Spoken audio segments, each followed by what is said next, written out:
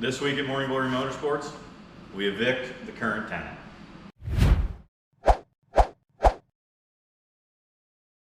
But not after an absolute ton of work gets done. Thrash mode. If you remember from the last video, my dad took the old headers off. So that brings us to the headers and the turbo kit. The old headers used to end here. And remember, I moved the engine back about 5 inches. So I got to move this flange back to somewhere in here to hold the collector for the headers. A lot of planning here, I guess. Trial and error, guess and check. Hopefully the other side's a little easier. I always say that and it ends up being harder, but. So with the stock frame rail in the way, we have one primary fitted up. We're gonna get the second one fitted up. The issue on this side I'm facing is the oil pump and the fuel pump. They're both connected.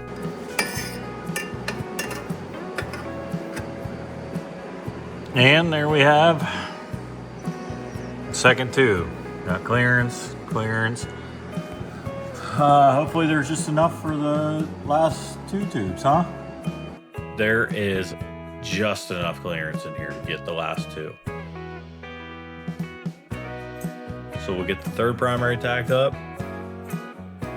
We'll look at doing the fourth one in the car, but it might be easier to just do it on the bench. Yeah, just as I thought. Let's go ahead and pull this off here and get it mounted up on my aluminum heatsink. Yeah, I'd say this is a little easier. As long as you know you're not going to have any clearance issues, it's way easier to do it outside the car.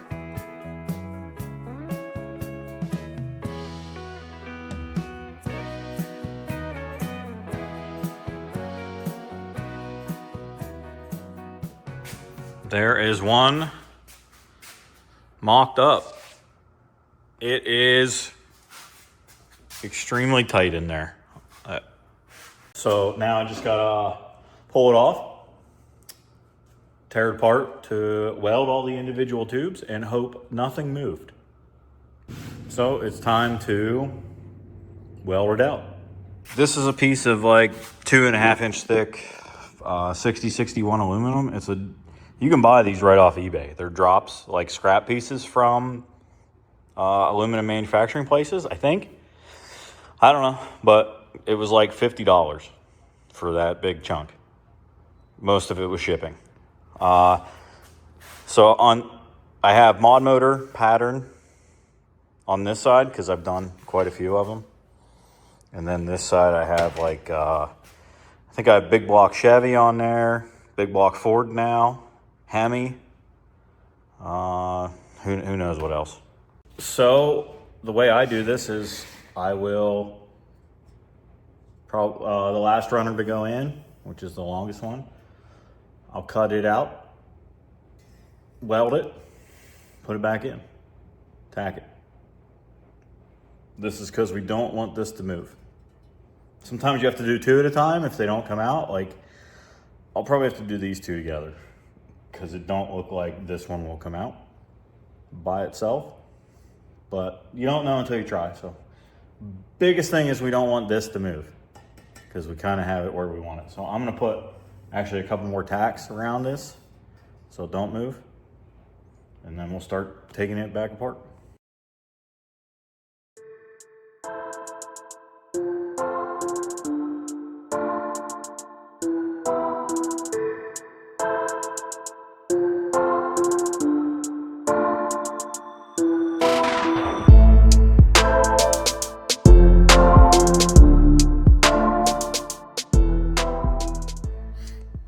There is one complete header, EGTs and all.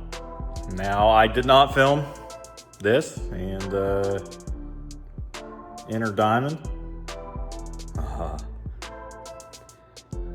I'll try and remember to do the next one, because I still got one more to do, you know. Well, let's just repeat that process for the other side.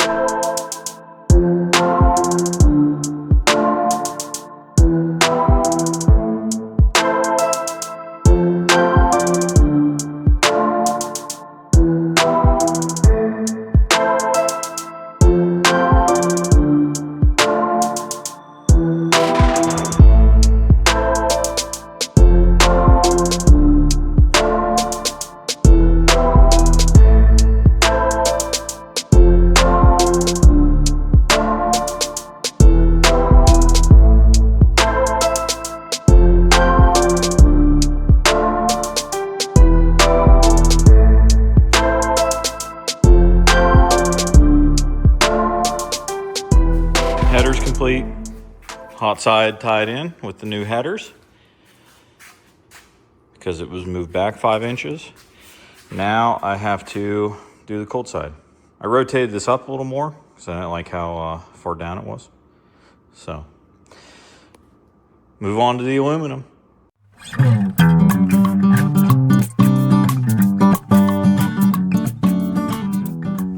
So, I like to cut it down because I hate that big extra piece that sticks off of these. I'll show you what it looks like on up here, maybe. I'll take a picture of one that most people use. They're for 4.5, and we only use 4-inch. So I just hate how much bigger it is than the pipe. So I machine them down, and I'm reusing it, so I make it flat and clean it. That is the V-band flange off the turbo, and I'm cleaning up the one off the throttle body here. So I have the flanges cleaned up, so I have a starting point and an ending point. Just gotta get between the two. So I already put the front end on and rotated this turbo with a 90 on it to see where I wanted it to sit. So I know I don't have any clearance issues. All right. Point A to point B. Should be simple enough, right? I'll grab a couple bends. Once I'm happy with the bend, I'll take it to my positioner so I can get a nice, consistent weld on it. I'm reusing the piece of tube from his original kits so I can keep the blow-off valve flange.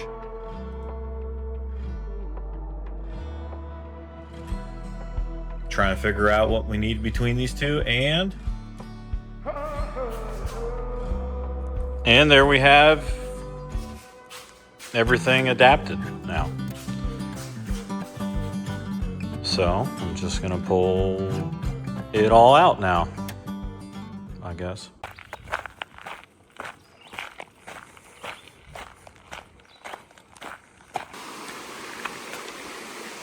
Ever see a lab afraid of water? Here's one.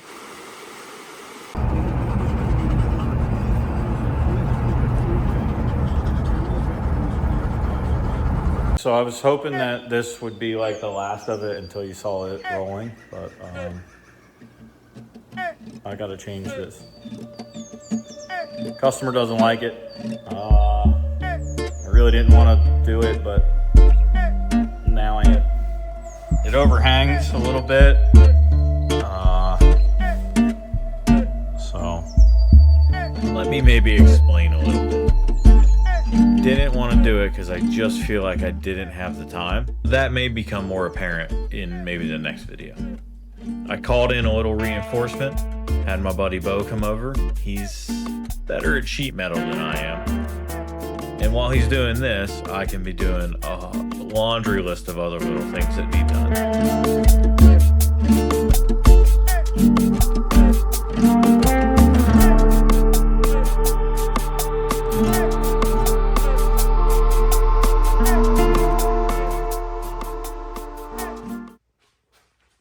Well, would you look at that? A new cowl panel.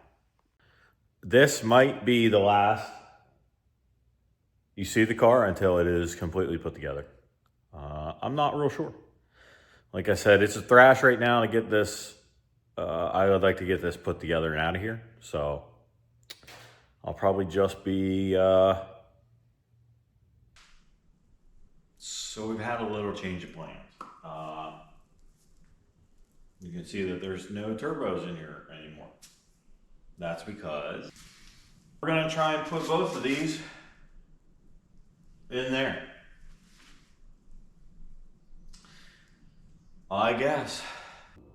So to set these turbos up, I was told to play around with the weight bias. So we're gonna stick them clear out front, push them back as far as we can, and see how it changes the weight.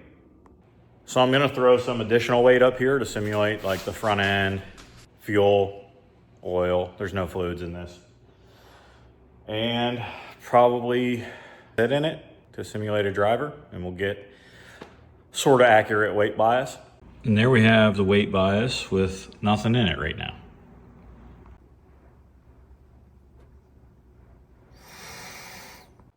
Well, there you go. An average sized driver, yep. Changed the bias, 54.8. So we lost 1.1% off the nose, which is pretty good. So I guess let's start moving the turbos back and forth and see how that would change it.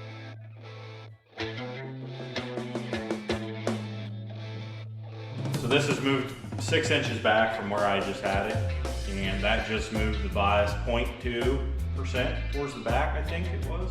Realistically, this is as far back as I would want to go. Be able to mount these things and be able to run tubing to them. Just gets kind of mucked up in here if the further back you go. So I've got one turbo mounted. Now I just gotta do it again. Start getting this situated where you think you can get everything mounted. Grab my protractor, set some visual stuff up, and let's make these babies look symmetrical.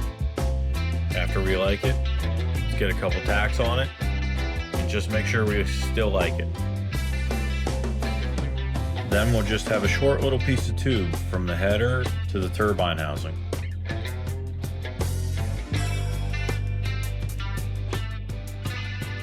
And another short little piece on the driver's side. Then we'll use the positioner to weld everything up. Now you absolutely do not need a positioner for this. I actually don't use it much if you can't tell. Now let's make our short little wastegate stub off. Here's a little wastegate stub. Not much room here, but this should work.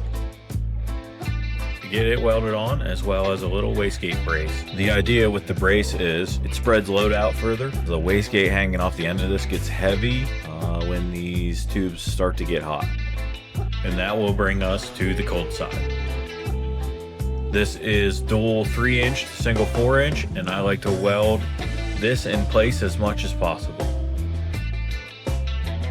Once we're happy with the driver's side, let's move on to the passenger side.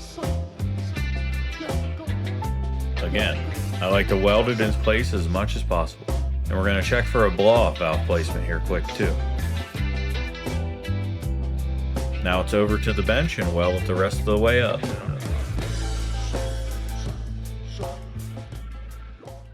And there we have twin turbos.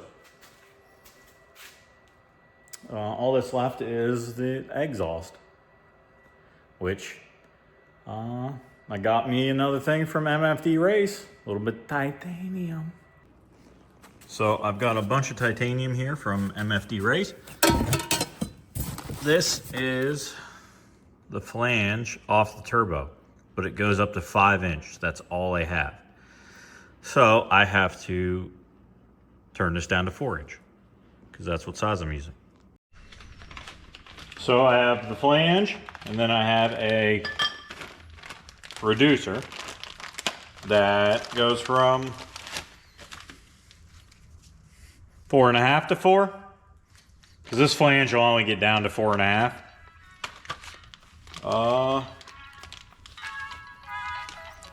So I've never machined titanium.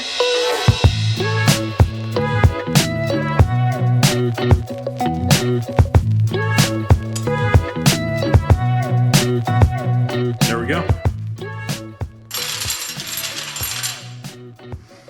Let's talk pie cuts. They're not for everybody. Sometimes they're necessary. I've had to do them when the turbo's like right against the firewall. They're definitely more time consuming. Obviously a mandrel, you just weld on each end, but mandrels are much more expensive. But, you know, if your time is worthless, then maybe this is the option for you. Just showing you what kind of clearance we have here.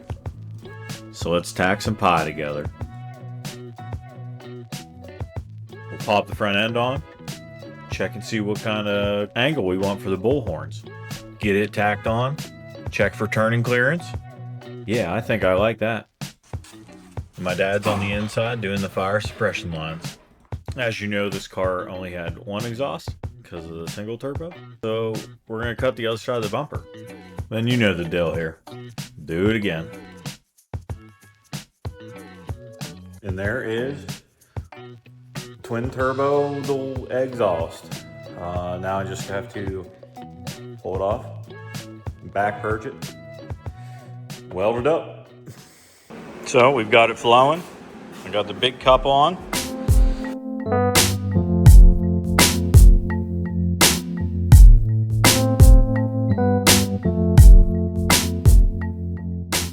Now when I weld pie cuts, I jump around a lot.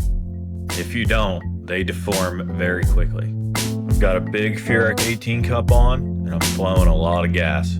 Gotta keep titanium cool.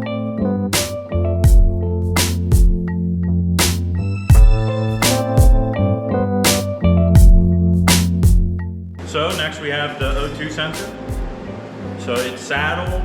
It was for a 3-inch tube. You just saw me shave it down so it fits better on 4-inch tube. It's just how they come. Drill a big old hole so that indentation fits down in it. So these are saddled to spread the load out because titanium is so thin, you want more surface area to weld so it doesn't break off. I have just an old O2 sensor for the plug for the O2, and it helps it as a heat sink. One of the last things we have to do here is we have to put cross bolts in for when a turbo explodes. Maybe, whatever. And if it comes off of the shaft, hopefully gets stuck by these cross bolts. A lot of Pro Mod turbos have them built right into the back of the housing, but these don't, so we gotta put some in it. Some 1/2-inch titanium rod and some plates to, again, spread the load. It's all right. There is one side finished.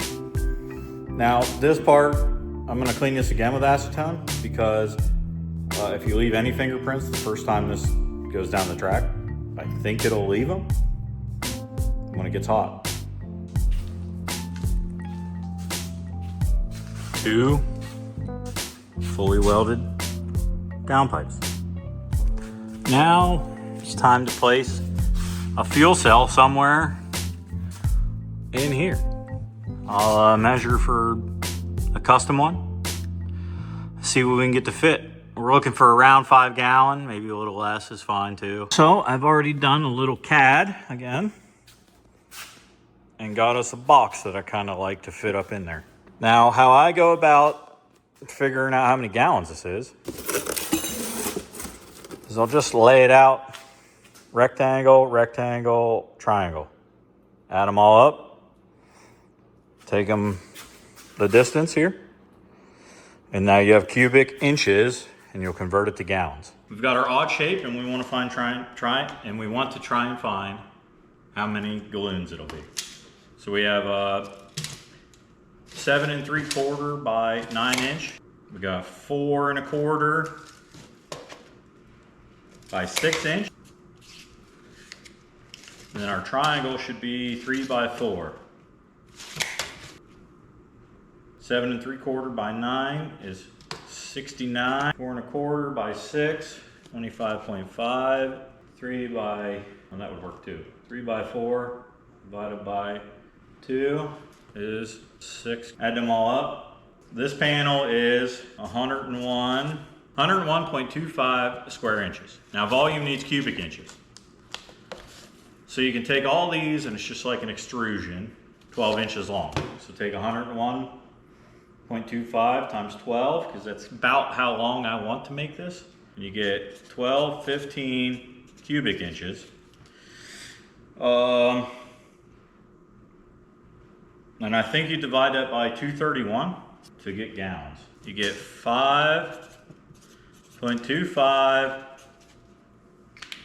gallon, roughly. Anyway, that's how I figured it out. Break it down into 3 shapes that you know how to do the area in. That may not be any, I don't know. You can Google. So I guess we'll do some real CAD this time. Head over to the plasma, get it cut out. Get it bent up, we'll get it welded together. You can see I have a sump cut into this one.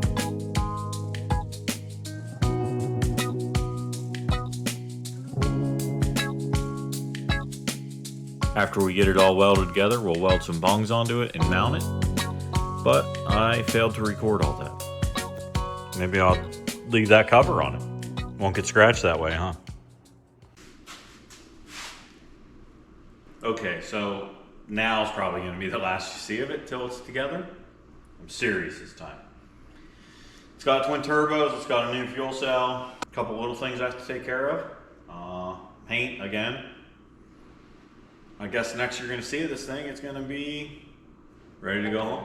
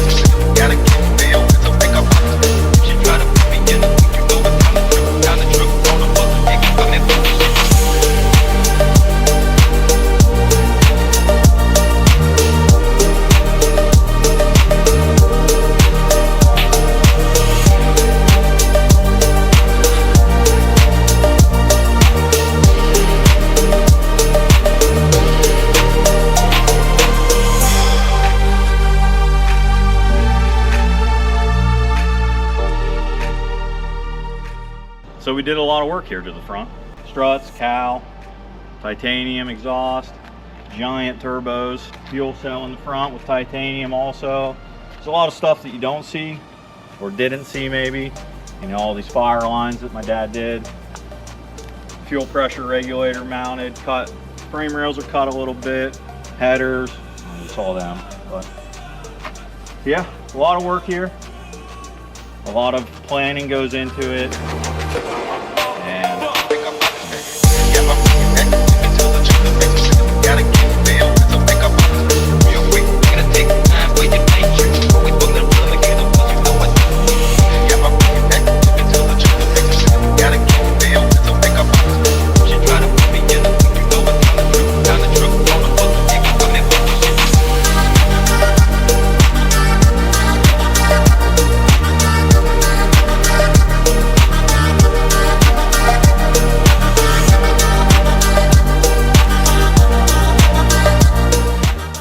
To the inside, a lot of stuff happened here too that you didn't see. You can see all the fire lines, the brake lines I showed you. We cut the dash and pulled the whole dash out by leaving the Holley stuff in it. You know, we have the water tank back in place. He runs water through the heads. We moved the battery inside with the disconnect, just kind of play around with a little weight since we put two turbos in the front now. Again, the hard lines with the fire suppression system, you can see them up along the firewall. And the wiring's not finished. We moved a whole bunch of stuff, so his wiring guy is going to have to just go in there and do some things. I do not wire. I can, but I won't. I also put that flat piece of carbon on top here, and that's just kind of to set your gloves on. And then I also have this extension on the tunnel that's made of steel. You know, that's just in case something comes apart. You can kind of get a better idea of the top double frame rail, how it comes, you know, it'll come out of the valve cover here through this, and then it connects with a tube up front.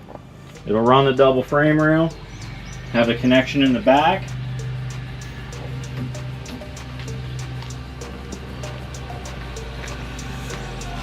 to the burn down tank. And hopefully only vapor comes out of it.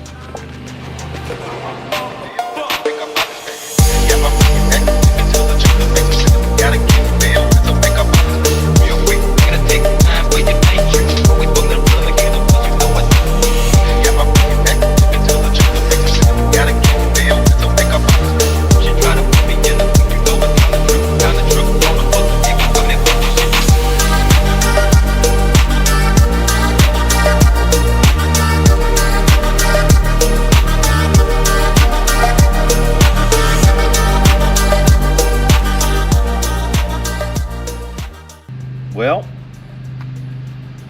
I think we're gonna end it there. It's ready to go home. It's ready to, needs a little bit of work yet. Plumbing, wiring, that's kind of it. Hopefully you see this thing yellow bullet, running limited drag radial, like I said in the first episode. It's come a long way, significantly lighter. But the next car to come in here is also a red car. It's the one I drive. I guess stay tuned for the next series if you want to see that. Thanks for watching.